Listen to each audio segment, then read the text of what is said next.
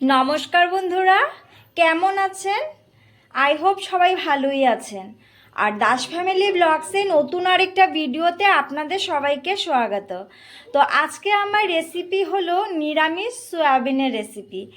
মানে আমি আজকে যেভাবে সয়াবিনটা বানাবো আপনারাও একদিন বাড়িতে এভাবে বানিয়ে খেয়ে দেখবেন। সয়াবিন তো অনেকভাবে খেয়েছেন, কিন্তু আমি যেভাবে বানাচ্ছি সেটা একটু অন্যরকমভাবে বানাবো। তো কিভাবে বানাই আমি সম্পূর্ণটাই আপনাদের সাথে শেয়ার করব, তো পুরো ভিডিওটা দেখবেন। তো এখানে আমি সয়াবিনটা বানানোর জন্য দেখতে পাচ্ছেন 1 বাটির মতো সয়াবিন নিয়ে নিয়েছি, আর নিয়ে নিয়েছি 2 টেবিল চামচের মতো পোস্ত, তারপর নিয়ে নিয়েছি ক্যাপসিকামটাকে আমি একটু কিউব শেপ করে কেটে নিয়েছি, আর একটা টমেটো নিয়েছি, টমেটোটাকেও আমি কিউব শেপ করে নিয়েছি। তারপর মশলার জন্য এখানে নিয়েছি আদা, তারপর কিছু ভাঙা কাজু ধুয়ে নিয়েছি, আর নিয়েছি কাঁচা লঙ্কা। তো ঝালের জন্য নিয়েছি কাঁচা লঙ্কা। তো এখানে আমি একটা কড়াই চাপিয়ে দিয়েছি, কড়াইতে জল দিয়ে দিয়েছি, জলটা বেশ গরম হয়ে গেছে। এবার কি করব, এই যে সয়াবিনগুলোকে আমি একটু সিদ্ধ করে নেব। তো চলুন সয়াবিনটা সিদ্ধ হোক, তারপর নামিয়ে নেব। তো যতক্ষণে সয়াবিনটা সিদ্ধ হচ্ছে ততক্ষণে আমি মশলা করে নেব। আর সব সময় তো আমি ইসেই করি, মিক্সিতেই মশলা করি। তো আজকে ভাবছি মাঝে মধ্যে আমি শিলনোড়াতেও করি, তো আজকে ভাবছি পুরোটা মশলা আমি শিলনোড়াতেই করব। তো এখানে এই যে পোস্তটা আমি নিয়ে নিয়েছি, পোস্তটাকে আমি এখন বেটে নেব। পোস্ত আর কাজু বাদাম, কাঁচা লঙ্কা, আদা সবগুলোকেই বেটে নেব। তো চলুন আমি আগে বেটে নিই। তো সয়াবিনটাও বয়েল হয়ে গেছে, আমি একটা ঝাঁঝরিতে এভাবে নামিয়ে নিয়েছি, সব জলগুলো ছেঁকে ফেলেছি। আর একটু ঠান্ডা জল দিয়ে দেবো, ঠান্ডা জল দিয়ে ভালো করে ঠান্ডা করে নেব। আর এইদিকে আমার মশলাটাও করা হয়ে গেছে। এইখানে আছে কাজু বাদাম আর পোস্তর পেস্টটা, আর এখানে আছে কাঁচা লঙ্কা আর আদার পেস্টটা।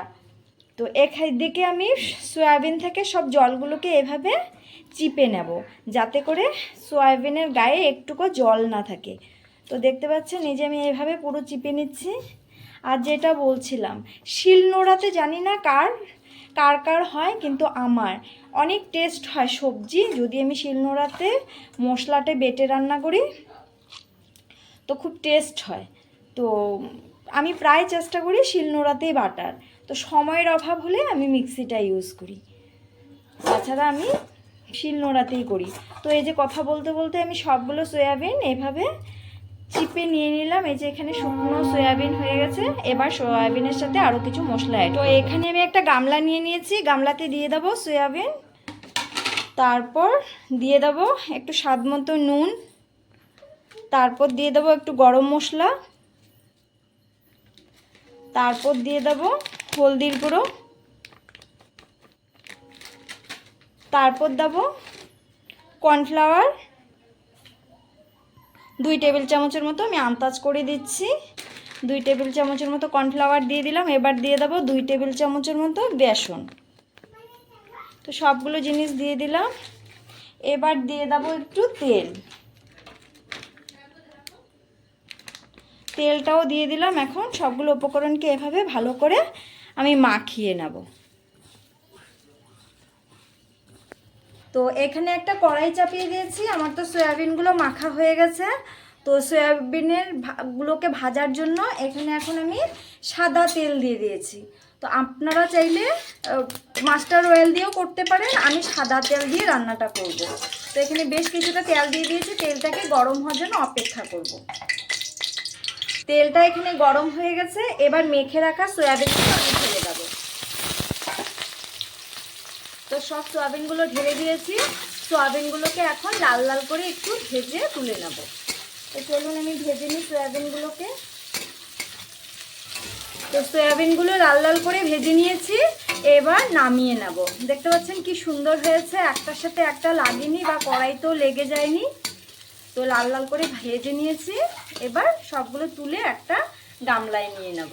সয়াবিনগুলো তো নামিয়ে নিলাম, সে কড়াইটাতে এখন আবার আরেকটু তেল দিয়ে দেবো। তেল দিয়ে দিয়েছি, কড়াই তো গরমই আছে। এবার ক্যাপসিকামগুলো যে কেটে রেখেছি সেগুলোকে একটু ভেজে নেব।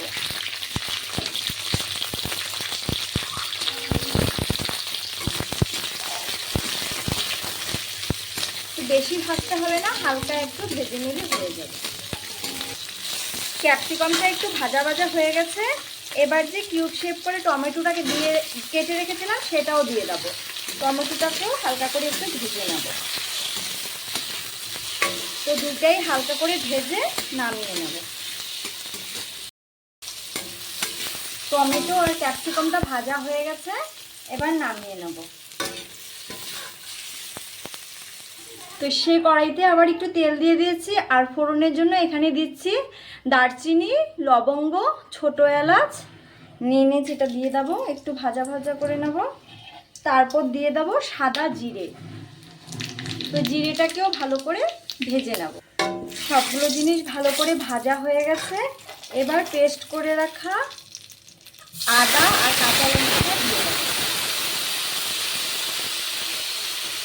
আদা কাঁচা লঙ্কা দেওয়ার পর এবার উপর দিয়ে একটু হলদির গুঁড়ো দিয়ে দিয়েছি। সামান্য হলদির গুঁড়া দিয়েছি, বেশি দেবো না, কারণ ফেসকা মানে একদম ডার্ক কালার হবে না, তরকারিটা খুব লাইট কালার হবে, তার জন্য আমি হালকাই দিয়েছি। তো চলুন এই মশলাটাকে আমি একটু ভেজে নিই। মশলাটাকে বেশ অনেকক্ষণ ভেজে নিয়েছি। এবার পেস্ট করে রাখা কাজু বাদাম আর পোস্তর পেস্টটাও দিয়ে দেবো। তো দিয়ে দিলাম। এবার খুব ভালো করে ভেজে নিতে হবে, যতক্ষণ পর্যন্ত না মশলা থেকে তেল বেরিয়ে আসে ততক্ষণ পর্যন্ত আমি পোস্ত আর কাজু বাদামের পেস্টটাকে ভালো করে ভেজে নেব। তো অনেকক্ষণ ভেজে নিয়েছি, আর দেখতে পাচ্ছেন এই যে মশলা থেকে তেল বেরিয়ে এসেছে। এবার আমি আগে জল দিইনি, এখন জল দেবো। যে বাটিটা ধুয়ে একটু জল দিয়ে দেবো। তো বাটিটা ধুয়ে জল দিয়ে দিলাম, আর একটু নেড়ে চেড়ে নেব। আর একটু নেড়ে চেড়ে ভেজে নেব। নেড়ে চেড়ে মশলাগুলো সব ভেজে নিয়েছি। এবার ক্যাপসিকাম, সয়াবিন, তারপর টমেটো যে ভেজে রেখেছিলাম সেগুলোকেও দিয়ে দেবো। তো দিয়ে দিলাম। তারপর দেবো স্বাদ মতো নুন। স্বাদ মতো নুন দিয়ে দিয়েছি। এবার ভালো করে আবার একটু মশলাটাকে ভেজে নেব।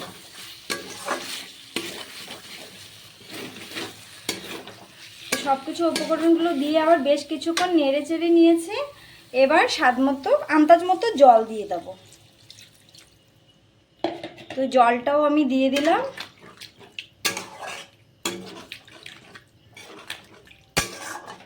জল দিয়ে একটু নেড়ে চেড়ে দিয়েছি, আর এখন উপর দিয়ে একটু চিনি ফেলে দেব। তো চিনিটাও আমি দিয়ে দিলাম। চিনিটা অপশনাল, আপনারা চাইলে দিতেও পারেন, না চাইলে নাও দিতে পারেন। তো এইভাবে আমি একদম লো ফ্লেমে আরও 10 মিনিট কুক করে নিই। তারপর 10 মিনিট পর আবার ফিরে আসছি। তরকারিটা আমার হয়ে গেছে, এবার নামিয়ে নেব। তো গ্যাসের ফ্লেমটাকে আমি বন্ধ করে দিয়েছি। তারপর 1 চামচের মতো আমি এতে বাটার দিয়ে দেবো। বাবা, বাটারটা ফ্রিজে ছিল শক্ত। তো এই যে এখানে আমি 1 চামচের মতো বাটার দিয়ে দিয়েছি। তারপরে একটু নেড়ে চেড়ে দেবো, এভাবে সবজিটার সাথে মিশিয়ে দেবো। তারপর একটা সার্ভিং বলে সার্ভ করে আবার ফাইনাল লুকটা আপনাদের সাথে শেয়ার করছি। তো এই যে আমি একটা সার্ভিং বলে সার্ভ করে নিলাম, আর একটু ঠান্ডা করে নিয়েছি। আর দেখুন দেখতে কি লোভনীয় হয়েছে না? সত্যি একদিন আপনারাও নিরামিষের দিনে বাড়িতে এভাবে বানিয়ে খেয়ে দেখবেন, অবশ্যই ভালো লাগবে। তো আমার ভিডিওটা দেখে কার কার ভালো লেগেছে অবশ্যই কমেন্টস করে জানাবেন। এবং যদি ভিডিওটা দেখে ভালো লেগে থাকে তো আমার চ্যানেলটাকে সাবস্ক্রাইব করে পাশে থাকবেন, এবং ভিডিওগুলোকে লাইক কমেন্ট শেয়ার করতে কিন্তু ভুলবেন না। তো নেক্সট আরেকটা ভিডিওতে আবার দেখা হবে। ভালো থাকবেন, সুস্থ থাকবেন। Tata, bye bye.